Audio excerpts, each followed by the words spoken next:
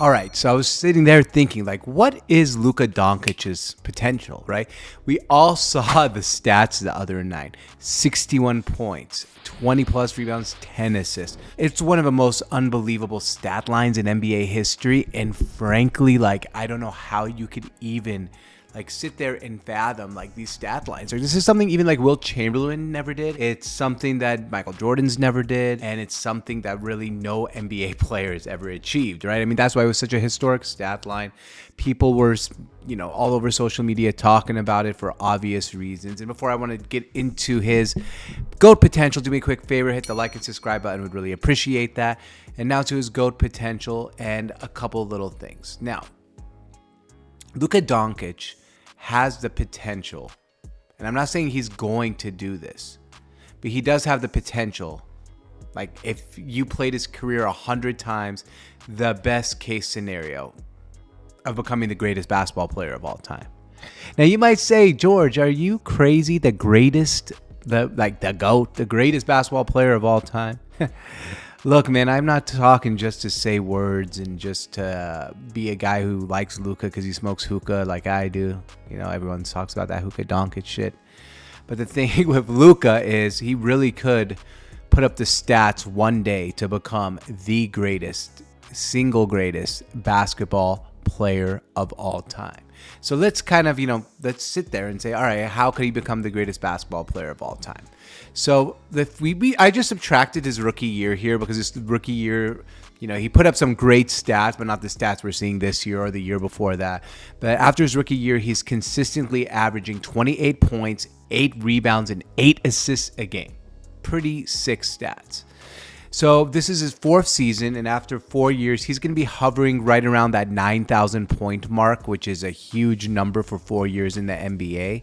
I mean, he's going to hit, if he keeps this up before 10 seasons, the 20,000 point mark. After 15 years, he's going to be on pace if he maintains that 28, 8, and 8.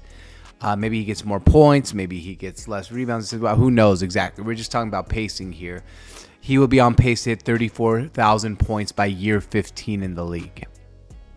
So let's say after year 15, let's say he's a LeBron-ish player, which, look, a couple of things with Luka. I don't think he might take as care of his body as much as other NBA players do. I mean, right after scoring his 60-plus point triple-double, the first thing he said, he wanted a recovery beer. So maybe, and he smokes hookah, and he likes sweet tea, and he likes to party a little bit.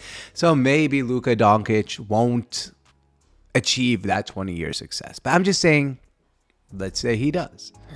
And he goes from year 15 to year 20 and hovers around 1,500 points for the season versus now where it's around 2,000 points a season. 500 points less on 80 games. You can do the math. That's like 4 points less a game. So he'd be averaging around 24 points a game rather than the 28 points per game. That would put him by year 20 at approximately 41,500 points, and most likely, depending on how long LeBron goes, either first or second in all-time leading scorer. The averaging 28, this year 33, and put him in probably in the top 5, 10 all-time points per game scores.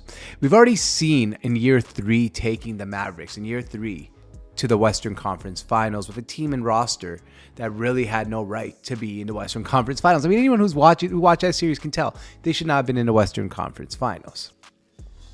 So if Luka can somehow find a way to replicate that success and keep, doing things that we have never seen before, he might retire as a top 1, 2, or 3 all-time leading scorer with the 8 assists a game. It's not beyond the realm of imagination to be a top 5 assists of all time. 8 rebounds a game. I don't think he's going to break any center records, but a very good rebounding guard. I mean, he doesn't look like a guard with his body type and all that. But Luka could, first of all, put up stats that we've never seen before. And when you start putting up stats you've never seen before, it doesn't mean you're going to be the GOAT. Like, I've been on record multiple times. I think Michael Jordan's a GOAT.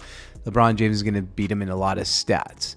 But Luka could be the GOAT with the stat success. Now, he would have to replicate that with the team success. And right now, the Dallas Mavericks have not done a justice to Luka Doncic by any means with the supporting cast they've put around Luka Doncic. If you think about it like this, his supporting cast has been absolutely abysmal. If I was Luka, I'd be pretty pissed off with the people you put around me. Now there's rumors that maybe, and it's quite possible, and who knows? I don't. It's really hard to tell some of these days, but they're saying now that it's possible that him and Nicholas Jokic want to play together, which, by the way, two stat machines, two guys who pass the ball while playing together would actually be a lot of fun.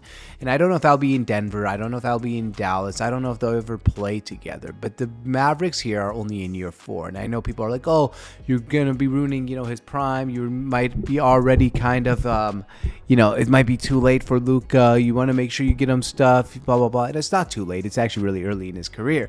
And I think Luka still has a lot of time to go. Year 4, we've seen LeBron James, I think year 9 win his first championship. Michael Jordan year 9 win his first championship. It's really hard to win that first championship really early in your career. So we still have, I think, another 3-4 years before we see Luka actually hoist that trophy. But the good news for Luka at that point is, look, there's a lot of good upcoming players coming up in the NBA, but you want to stack championships. That's the goal.